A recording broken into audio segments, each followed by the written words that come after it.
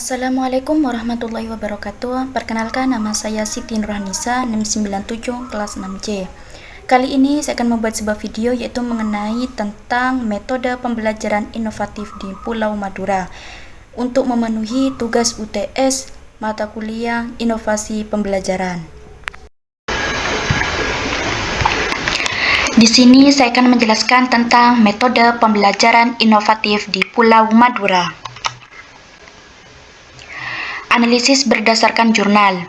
Menurut saya, setelah melakukan analisis di jurnal yang sudah didapatkan berdasarkan jurnal tentang metode pembelajaran yang menjadi inovasi untuk meningkatkan kualitas pembelajaran pada saat ini, khususnya karakteristik siswa di Pulau Madura adalah pendekatan student standard dengan model discovery learning. Alasannya mengapa? Alasan saya memilih metode pembelajaran ini yang didapat dari jurnal tadi, yaitu karena model ini mampu meningkatkan rasa ingin tahu pada siswa dalam belajar dan memberikan pengalaman belajar yang kontekstual serta relevan dengan kondisi sekitar siswa, sehingga memudahkan pemahaman materi dan meningkatkan kemandirian peserta didik. Setelah itu, pengertian metode pembelajaran model discovery learning. Adapun metode pembelajaran model discovery learning ini adalah suatu pendekatan yang terdiri dari 6 tahap, yaitu mulai dari stimulasi, identifikasi masalah, pengumpulan data, pengolahan data, pembuktian, hingga generalisasi. Model ini bertujuan untuk membangun pengetahuan peserta didik serta aktif melalui proses penemuan sendiri dan pengalaman langsung. Karena karakteristik siswa di Madura ini terkenal dengan siswa yang ada di pedesaan. Jadi model pembelajaran discovery learning ini sangat cocok untuk siswa di Pulau Madura karena melalui proses penemuan sendiri dan pengalaman langsung. Setelah itu ada langkah-langkah metode pembelajaran model discovery learning. Adapun langkah-langkahnya adalah sebagai berikut. Yang pertama, stimulus atau stimulasi. Di sini, langkah-langkah stimulus ini, guru menampilkan contoh atau gambar yang memancing rasa ingin tahu peserta didik. Yang kedua ada identifikasi masalah.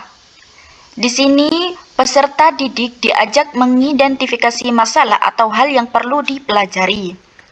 Yang ketiga ada pengumpulan data. Peserta didik mengumpulkan informasi atau data terkait masalah yang diidentifikasi. Yang keempat ada pengolahan data. Di sini tujuannya guru adalah peserta didik berdiskusi dan memproses data yang telah dikumpulkan. Selanjutnya, yang kelima ada pembuktian. Peserta didik melakukan eksperimen atau kegiatan untuk membuktikan hipotesis atau jawaban sementara. Yang keenam atau tahap yang paling terakhir adalah generalisasi. Peserta didik menarik kesimpulan dan mengeneralisasi pengetahuan yang diperoleh dari proses tersebut. Yang pertama ini stimulus adalah peserta didik ini, guru memancing rasa ingin tahu terhadap peserta didik. Yang kedua, setelah peserta didik memiliki rasa ingin tahu dari pertanyaan dari guru, lalu peserta didik dituntut untuk mengidentifikasi masalah yang sudah didapat. Yang ketiga ada pengumpulan data. Dari masalah tadi, peserta didik dituntut untuk melakukan pengumpulan data. Yang keempat ada pengolahan data. Yang kelima adalah pembuktian. Yang keenam ada generalisasi. Selanjutnya ada tujuan. Tujuan pembelajaran model discovery learning adalah agar peserta didik mampu membangun pengetahuan secara aktif melalui proses penemuan sendiri, meningkatkan rasa ingin tahu, dan mengembangkan kemampuan berpikir kritis serta kemandirian dalam belajar. Selanjutnya ada karakteristik. Karakteristik siswa dalam metode pembelajaran model discovery learning ini meliputi kemampuan untuk aktif mencari dan menemukan pengetahuan sendiri, rasa ingin tahu yang tinggi, kemampuan berpikir kritis dan analitis, serta kemandirian dalam belajar. Selanjutnya, konteks dalam model pembelajaran metode discovery learning ini berfokus pada pengembangan pengetahuan dan keterampilan peserta didik melalui proses aktif penemuan sendiri yang disesuaikan dengan potensi lokal dan kebutuhan dunia nyata peserta didik. Pembelajaran ini mendapatkan peserta didik sebagai pusat kegiatan dengan guru berperan sebagai fasilitator yang membimbing proses penemuan dan eksplorasi. Jadi, dalam metode discovery learning ini tidak hanya guru yang ada kegiatan, namun ada interaksi antara guru dan siswa. Guru memberikan permasalahan, selanjutnya siswa akan mencari solusi. Selanjutnya, peran guru dalam metode pembelajaran discovery learning ini adalah guru sebagai fasilitator yang membimbing peserta didik dalam proses penemuan, memberikan stimulus, membantu mengidentifikasi masalah, serta membimbing pengumpulan dan pengolahan data. Guru juga berperan dalam mengarahkan diskusi, memberikan umpan balik, dan menyimpulkan materi agar peserta didik dapat menarik kesimpulan secara mandiri. Jadi, dalam metode pembelajaran discovery learning ini, guru menjadi fasilitator untuk peserta didik. Setelah itu, guru memberikan umpan balik terhadap peserta didik, dan kegiatan terakhir adalah peserta didik dapat menarik kesimpulan secara mandiri. Setelah itu ada teknologi pembelajaran. Teknologi pembelajaran dalam metode pembelajaran discovery learning ini dapat berupa media seperti gambar, video, dan media elektronik lainnya yang digunakan untuk memancing rasa ingin tahu peserta didik dan mendukung proses identifikasi serta pengumpulan data. Jadi, dalam pengumpulan data ini, peserta didik memerlukan teknologi pembelajaran. Selanjutnya ada evaluasi.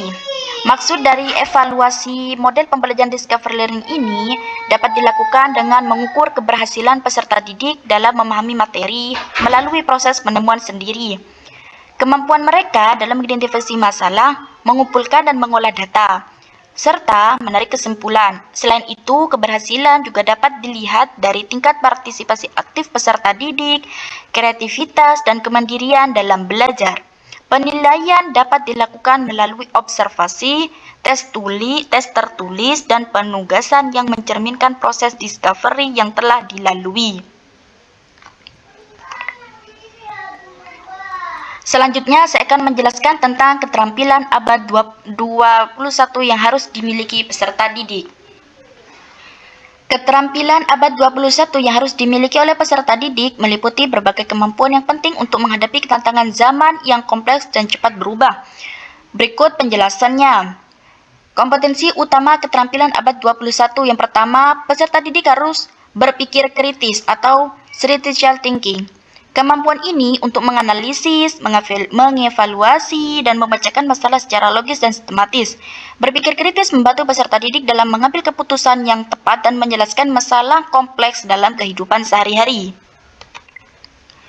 Selanjutnya kedua, kreativitas dan inovasi, creativity and innovation. Kemampuan untuk menciptakan ide-ide baru, menemukan solusi inovatif, dan berpikir di luar kebiasaan. Kreativitas sangat penting untuk menghadapi perubahan dan menghasilkan sesuatu yang bernilai tambah. Yang ketiga ada komunikasi atau communication. Kemampuan menyampaikan gagasan, informasi, dan perasaan secara efektif melalui berbagai media dan cara, baik secara lisan maupun tulisan. Kolaborasi, kemampuan bekerja sama dalam tim, menghargai perbedaan, dan berkontribusi secara positif dalam kelompok untuk mencapai tujuan bersama.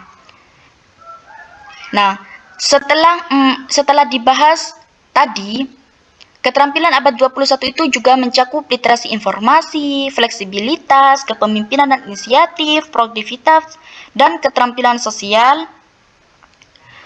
Literasi informasi, media, dan teknologi itu kemampuan mengakses, mengevaluasi, dan menggunakan informasi serta teknologi secara efektif. Fleksibilitas dan adaptabilitas, mampu beradaptasi dan perubahan dan situasi baru. Yang ketiga ada kepemimpinan dan inisiatif, memimpin dan mengambil langkah proaktif dalam berbagai situasi. Produktivitas dan keterampilan sosial, mengelola waktu dan sumber daya serta berintegrasi sosial dengan baik.